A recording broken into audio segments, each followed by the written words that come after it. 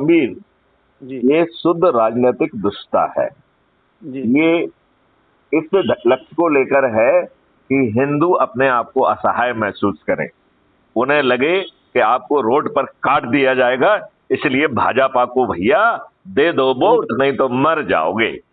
जी वही दुष्ट भाजपा, जब मैं इतने महीनों से चिल्ला चिल्ला के माननीय नरेंद्र मोदी जी से रोज प्रार्थना करता हूं कि भाई जी साहब 4 सेक्शन का एक एक्ट बना दीजिए और जी जिसका नाम रखिए protection fundamental right fundamental right to the religion, article 25, 25। जी आर्टिकल 25 ये नाम रहेगा।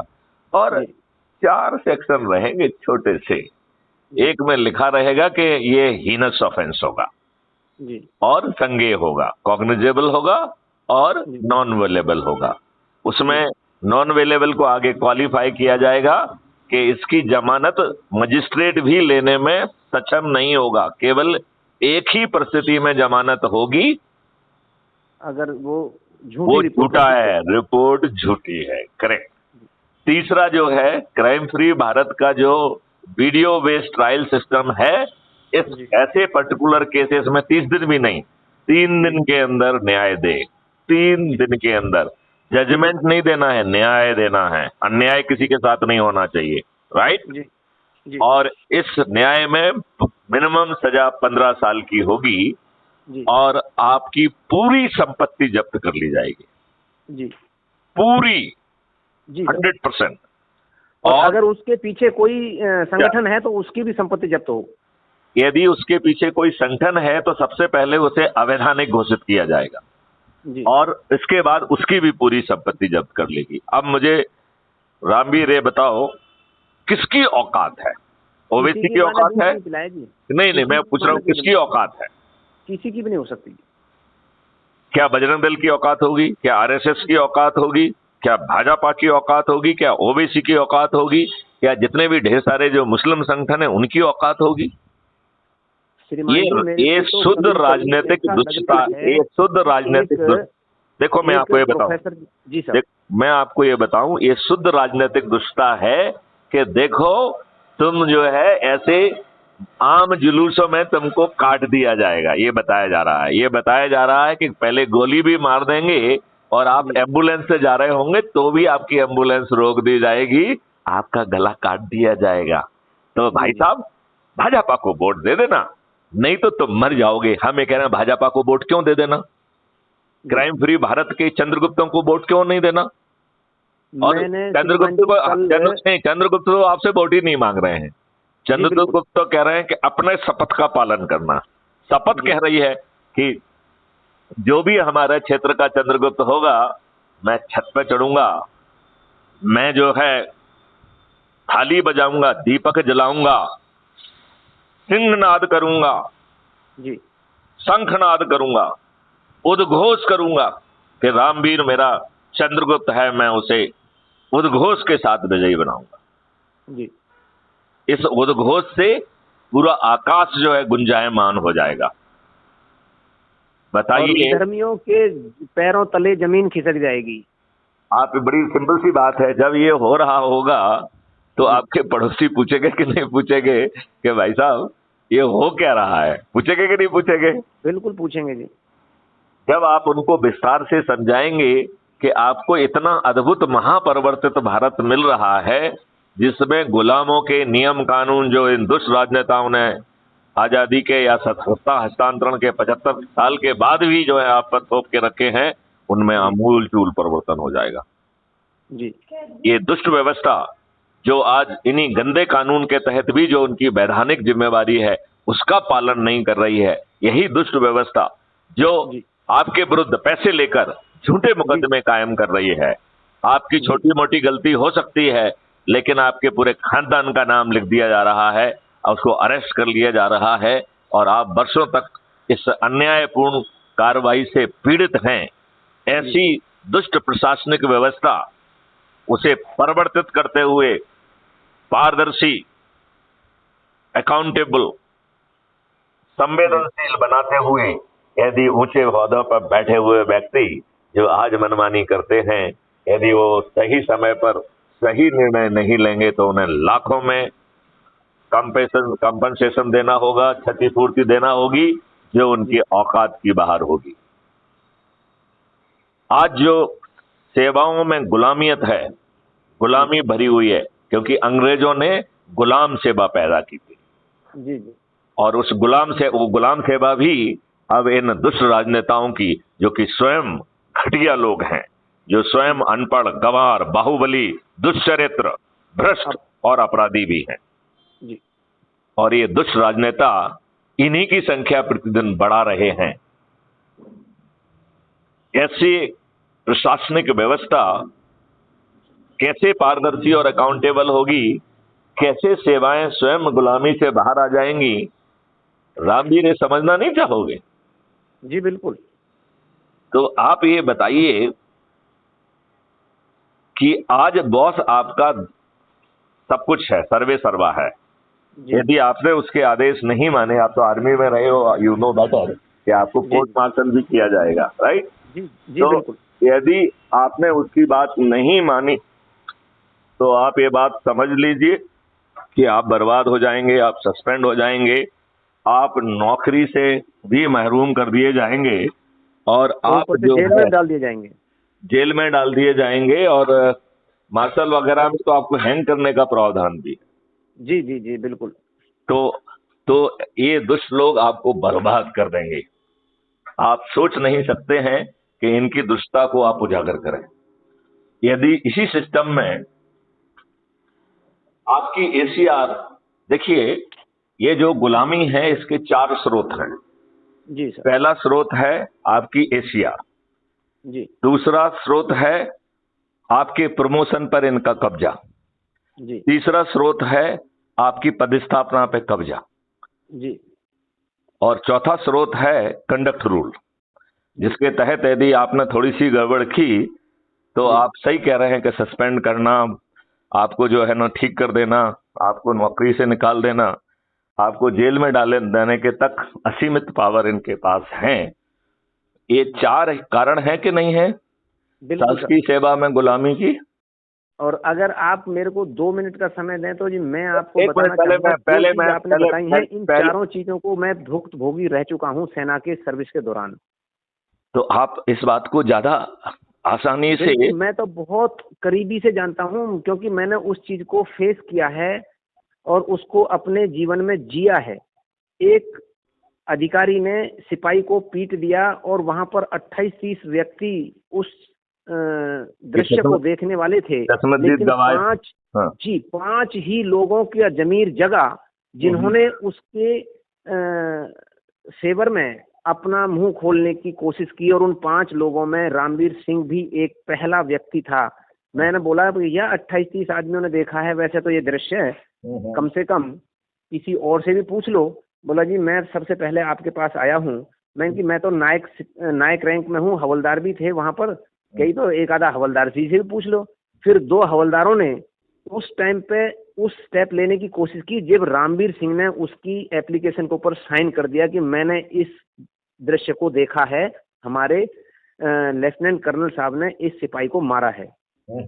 उसके बाद 2 आदमी हवलदारों ने उसके साइन किया, और फिर 3 नायकों ने, एक मैं था और 2 नायक और थे, 5 लोगों ने उस चीज के खिलाफ में जब बोला तो हमारे ऊपर जिस टाइम पे कोर्ट ऑफ इंक्वायरी हुई तो सभी को अलग अलग बिठा करके अलग अलग टाइम पर उनके बयान नोट कराए जाते थे। तो हमारे से उन्होंने बोला कि आपको आगे प्रमोशन चाहिए नहीं चाहिए। मैंने की जी ये नायक पद है जो मैंने यहाँ पर सेना में ही आकर के लिया है, बाकी मैं तो सिविलियन आया था, रिक्रूट भर्ती हुआ था, सिपाही कसम खाने के बाद बन गया और अच्छा काम किया तो मैं लेफ्ट नायक बना, फिर नायक बना हूं। और अगर आपको ऐसा लगता है कि मैं नायक के लायक नहीं हूं तो आप नायकी को उतार सकते हैं।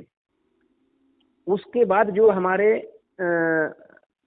उस पूरी कोर्ट ऑफ इंक्वायरी के अंदर जो अफसर जज बन करके बैठते हैं, तो जज साहब ने बोला कि भाई आपको इस तरह से किसी बंदे को उसके पर्सनल लाइफ के अंदर दखलंदाजी देने का हक नहीं है। आप इस केस से रिलेटेड ही सवाल पूछेंगे और उसी से रिलेटेड वो जवाब देंगे। और आप उनसे पूछ रहे हैं कि ये नायक आपको हवलदारी चाहिए नहीं चाहिए, तो वो नायकी को भी उतारने के लिए तैयार है। बोला आप में दम है, उतार सकते हो आप इसकी नायकी को।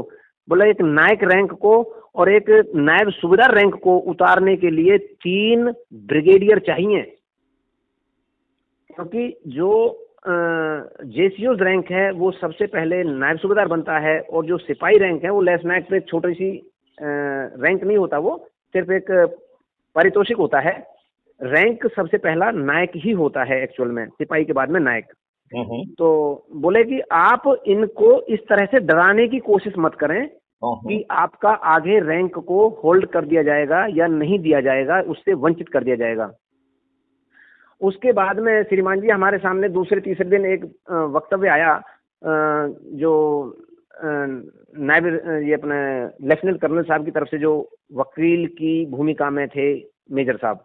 बोले आपका अगर ये बयान हमारे सामने, ये कोर्ट ऑफ इंक्वायरी मान लो सही नतीजे पर नहीं पहुंचती है, तो लेफ्टिनेंट जो कर्नल साहब बैठे हैं इनकी जगह ब्रिगेडियर साहब बैठे होंगे, और हमारी जगह जहां हम मेजर बैठे हुए हैं इनकी जगह आपको कर्नल साहब बैठे नजर आएंगे, तो उनके सामने भी आप यही बोलेंगे कि लेफ्टिनेंट कर्नल साहब ने जवान को मारा है।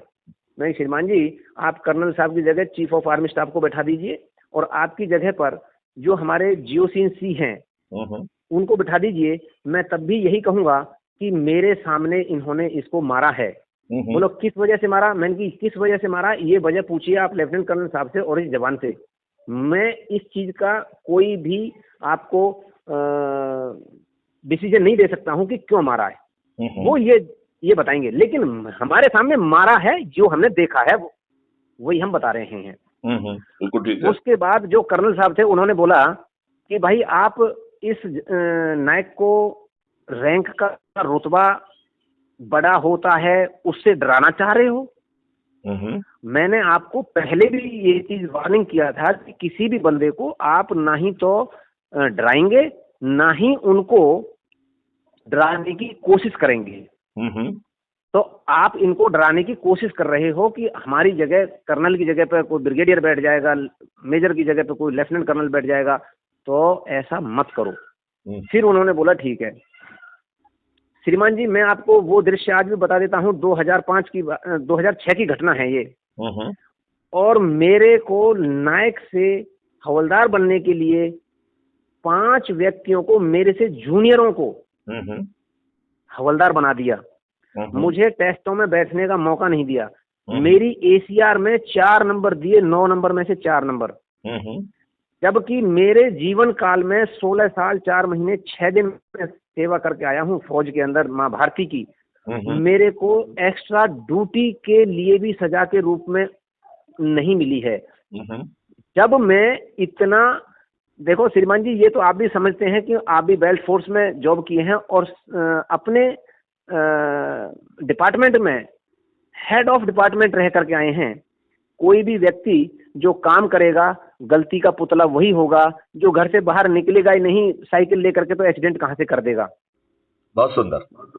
जो आदमी काम करेगा गलती उससे होंगी, और गलती अगर होंगी तो वो अगर काम करने के एवज में उसकी गलती छोटी है तो बड़ों का काम होता है उसको नजरअंदाज भी करना और उसको सहानुभूति भी देना और उसको आगाह भी करना, बेटा आप ये काम कर रहे हो, आपसे ये गलती हुई है, ऐसे गलतियों से बचना है। ये होता है बड़ों का कर्तव्य। और छोटों की ड्यूटी जो ये बनती है कि उनकी बातों के ऊपर अमल करना और दोबारा से ऐसी गलतियों को ना दोहराया जाए। बहुत सुंदर। मैंने श्रीमान जी आपको सच बता रहा हूं, मेरी आत्मा रोती है उन दृश्यों को देख करके। कैसे कैसे दृश्यों को मैंने देखा है। मेरे से कई बार उन्होंने 1 साल भर तक मैं उनके बीच में ऐसे रहा जैसे 32 दांतों के बीच में जवान रहती है। मुझे कभी कहेंगे आप फलानी जगह चले जाइए, मैंने की जी मेरे को आउटपास दे दीजिए, मैं चला जाऊंगा। बोला यार तुम तो कानून मंत्री बहुत हो। मैंने की मेरे को पता है कि आप लोगों ने मेरे सामने जाल बिछा रखा है कि चुग्गा डालें और पंछी आकर के फंसे और उसको उठा करके, क्योंकि हमारे जो कर्नल एडम थे उन्होंने भी ओसी साहब को ये हिदायत दी थी कि ऐसे जवानों को किसी न किसी केस में फंसा करके मेरे पास लाइए, मैं उनको नौकरी करनी सिखाऊंगा कि कैसे नौकरी होती है फौज के अंदर। लेकिन श्रीमान जी रामवीर सिंह ऐसी मिट्टी का बना हुआ है, माँ भारती की जो सेवा करने का जज्बा था और मेरे प्रेरणा स्रोत ओनली फॉर ओनली श्रीमान सुभाष चंद्र बोस, चंद्रशेखर आजाद और सरदार भगत सिंह जैसे महान स्वतंत्रता सेनानी, जिन्होंने मां भारती की सेवा करने से एक कदम पीछे नहीं हटाया और उन्होंने अपने काम को अंजाम देने की कोशिश की, लेकिन वो बदकिस्मती से उसमें चूक खा गए, क्योंकि चारों तरफ घोर गुलामी का समय था और कोई भी व्यक्ति उनकी बातों के ऊपर ये विश्वास नहीं करता था कि भारत कभी आजाद भी हो जाएगा। अगर हमारे बीच में दुष्टों की कमी होती, बेशक से होते लेकिन थोड़े से कम होते, तो उनके आदर्शों पर चलने वाला भारत तो 10 साल के लिए तो श्रीमान ये बताइए, मैं आपकी बात थोड़ी सी यहाँ काटता हूँ। जी जी। कितने अंग्रेज थे? मात्र 3 लाख अंग्रेज हमारे देश में रह चुके हैं, उनसे ज्यादा थे ही नहीं, जबकि हम तो करोड़ों की संख्या में थे। तो मैं वही कह रहा हूँ, ये दुष्ट जो है, यदि हम अपने आप को अलाइन करते तो ये दुष्ट जो है ना 1 मिनट भी नहीं टिक पाते। जैसे अभी जो राजनीतिक अंग्रेज अधिकारी था रॉबर्ट क्लाइव, जिन्होंने प्लासी का युद्ध में सिराजुद्दौला को धोखे से हरा करके अपना वर्चस्व स्थापित किया। उसने खुद अपनी आत्मकथा में लिखा है कि जब मैं बंगाल नवाब को हरा करके उनकी गलियों में उनके 18,000 सैनिकों का जुलूस निकाल रहा था, तो भारतीय लोगों ने ही हमें ताली बजा बजा करके प्रोत्साहित किया। अगर वे लोग वहां पत्थर भी उठा उठा करके एक एक मारते, तो मात्र हम 350 आदमी थे, हमारे को वो पत्थरों से ही मार देते और भारत देश और आपको ये मालूम है कि 1757 में ही आजाद हो चुका होता। आपको मालूम है कि ये जो ड्रामा नाटक हो रहा था, ये भी समझौते के तहत हो रहा था। हाँ बिल्कुल जी। ये जो ड्रामा चल रहा था जुलूस निकालने का, ये भी ड्रामा था। हाँ बिल्कुल बिल्कुल साहब। तो देखिए, दुष्टता जो है वही सवार है। आप चंद्रशेखर और सुभाष चंद्र बोस बन रहे हैं अपना बलिदान देने के लिए। इस दुष्ट व्यवस्था को बदलने के लिए आप चंद्रशेखर और सुभाष चंद्र बोस क्यों नहीं बन रहे हैं? आप जो है गुलामों के नियम कानून में आमूलचूल परिवर्तन की बात क्यों नहीं कर रहे हैं? जो सेवाओं में गुलामी है, एक मिनट जैसे मिनट, अब मुझे कहने दो थोड़ा सा। गुलामी की जो चीज है जो कि हमारे सेवाओं में भरी हुई है, जिसमें आप जैसे लोगों को डराया जाता है, धमकाया जाता है, प्रताड़ित किया जाता है, सत्य ना बोलने से रोका जाता है जी। आप बताइए, परिवर्तित भारत में ये क्या संभव होगा जहां पर आपकी ACR आपका बॉस नहीं लिखेगा? जी। आपका जब काम कर रहे होंगे तो हर काम करने वाले को सपोर्ट करने के लिए सिस्टम्स होंगे, राइट जी। आज जिस काम को करने में आपको 15 मिनट लग रहे हैं, वो काम 1 मिनट से 2 मिनट के अंदर आप कंप्लीट करेंगे। इतनी एफिशिएंसी आपकी बढ़ जाएगी।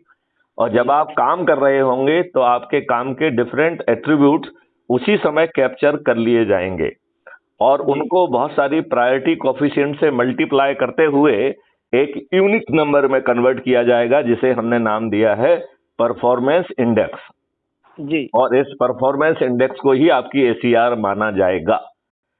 तो अब आपकी ACR कौन लिख रहा है? बॉस लिख रहा है या काम लिख रहा है? आपका काम लिख रहा है जी, सिस्टम। तो आपकी पूरी एनर्जी अपने काम में जाएगी और वो काम जो है राष्ट्रभक्ति का होगा, तो ये देश कहाँ जाएगा? नंबर 1। नंबर 2 पे आते हैं अपन। तो आपकी ACR बॉस नहीं लिख रहा है, राइट। नंबर 2, पदोन्नति को वो प्रभावित करने की स्थिति में नहीं रहा, क्योंकि आपके काम ने आपका परफॉर्मेंस इंडेक्स बना दी, उसी के आधार पर आपकी पदोन्नति होने वाली है, राइट। तो आपका बॉस आपकी पदोन्नति भी प्रभावित करने की स्थिति में नहीं रहा, राइट। अब नंबर 3 पे आते हैं। आपकी पोस्टिंग आप स्वयं अपने परफॉर्मेंस इंडेक्स के आधार पर कर पाएंगे, ठीक है ना जी। मतलब जो आपसे ऊपर होगा उससे पहले प्रायोरिटी मिलेगी, फिर आपको मिलेगी, ठीक है ना। तो परफॉर्मेंस इंडेक्स के आधार पर बड़े पारदर्शी तरीके से आपकी पदस्थापनाएं होंगी, ठीक है ना जी। अब ये बताइए, आपकी सेवा से गुलामियत गायब हो गई कि नहीं हो गई? जो आपका बॉस है वो अब बॉस कहलाएगा या वरिष्ठ साथी या अंग्रेजी में सीनियर कलीग कहेंगे? हाँ जी, सीनियर कलीग कह लो या वरिष्ठ साथी बोलो, एक ही बात रहेगी जी। और जब साथी रहेंगे तो साथी साथ निभाने के लिए होते हैं, एक दूसरे को नीचा दिखाने के लिए या उनको छोटा बड़ा आंकने के लिए नहीं होंगे। अब इसमें और आगे चलते हैं कि जो वो निर्णय लेगा, अभी आपका कंडक्ट रूल क्या कह रहा है?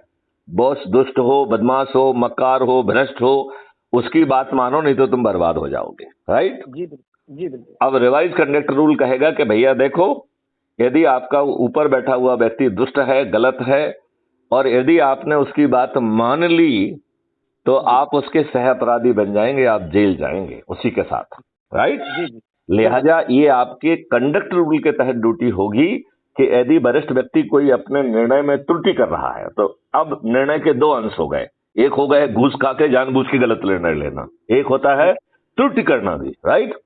तो चाहे वो घूस खा के कर रहा हो, चाहे त्रुटि कर रहा हो, अब आप ड्यूटी बाउंड हो गए कि सर आप जो ये निर्णय ले रहे हैं इसका ये नेगेटिव असर आ सकता है।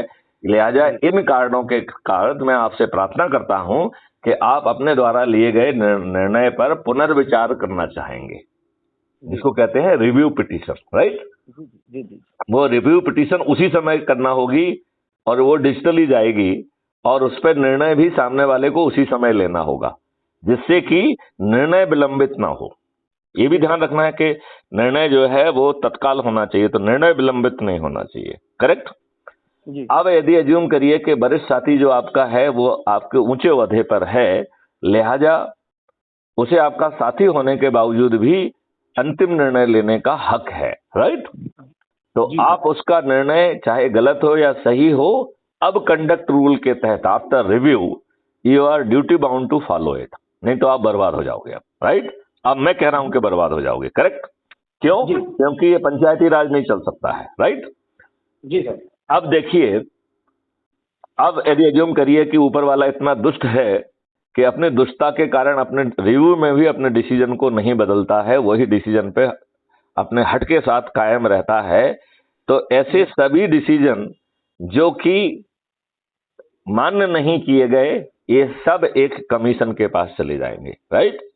और वो कमीशन को भी हम नहीं चाहते हैं कि वो बॉस बन जाए, वो बॉस नहीं है, बॉस कोई नहीं है सिस्टम में, राइट? तो वो कमीशन भी जो है आपके जो ऐसे जब रिव्यू के जो अमान्य किए गए डिसीजन उसके पास पहुंचेंगे तो उस पर वो कोई कार्रवाई नहीं करेगा, उसको हमारा आदेश होगा कि आप कार्रवाई कर ही नहीं सकते हो।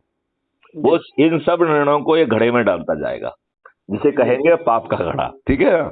जब ये 100 निर्णय हो जाएंगे तो कहेंगे पाप का घड़ा भर गया है, राइट?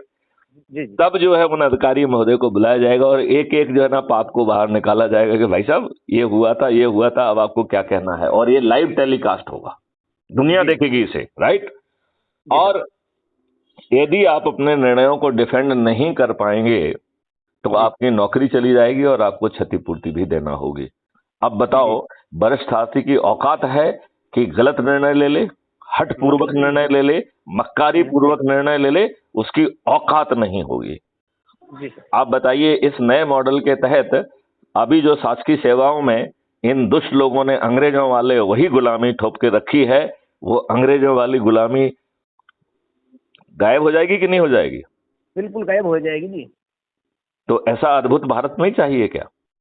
बिल्कुल ऐसा ही भारत चाहिए जी। ऐसा ही भारत की कल्पना हमारे उन 4 करोड़ लोगों ने अपने सपनों का साकार करने के लिए जो अपने अंतिम सांस तक माँ भारती के लिए बलिदान देकर के चले गए, उनके सपनों का भारत ऐसा ही होना चाहते थे। लेकिन ये दुष्ट लोग तो कहते हैं कि ना खड़ग ना ढाल, साबरमती के संत तूने कर दिया कमाल। मान जी, पूरा देश अगर महात्मा गांधी के पद चिन्हों पर चल देता तो आज तक भी फिरंगी झंडे को उतारने वाला कोई माई का लाल पैदा नहीं होता देश के अंदर। बिल्कुल आपने सही कहा। ये अंग्रेजों ने भी माना है कि महात्मा गांधी जी उनके सिपह सलार थे। हाँ जी। और अभी हमारे पास कोई प्रमाण नहीं है क्योंकि राजीव दीक्षित जी ने इस पर कोई प्रकाश नहीं डाला है, लेकिन मेरा ऐसा मानना है कि यदि हम गहराइयों में घुसेंगे तो संभवतः कल एक ये नया तथ्य निकल के आएगा कि क्या गांधी जी को अफ्रीका से भारत लाने वाले अंग्रेज ही तो नहीं थे? हो सकता है जी, बिल्कुल। नहीं, मैं कोई आरोप नहीं लगा रहा हूं, मैं तो आरोप सिर्फ नहीं कि ये हमारा अनुमान है और ऐसा हो हमें सकता हमें ऐसा लगता है कि ये संभावना बनती है, क्योंकि जी, ये अंग्रेज इतने दुष्ट थे। कांग्रेस भी तो इन्होंने ही बनाई थी। कांग्रेस जो हाँ है जी, ओए ह्यूम ने बनाई थी हाँ जी। 1885 में। हाँ, एओ ह्यूम अगर अंग्रेज इतना ही अच्छा होता तो अपने अधिकारियों के द्वारा जो प्रपंच रचे गए हैं भारतीयों के खिलाफ, जिनमें सबसे ज्यादा क्रूरतापूर्ण जनरल डायर ने जो 1919 में गोलियां चलवाई जलियांवाले बाग में, उसको फांसी की सजा होनी चाहिए थी, क्योंकि इतना बड़ा उसमें नरसंहार। उसमें फांसी की सजा कैसे हो सकती थी, जिसमें बॉस कमिट्स नो मिस्टेक है, जो प्रिंसिपल है। मैं वही कह रहा हूँ जी, अगर मान लो नहीं ये तो न्याय नहीं, करने की देखिए प्रक्रिया देखिए, में होती तो। मैं ये कह रहा हूँ, जी, ये न्याय व्याज सब ढकोसले थे।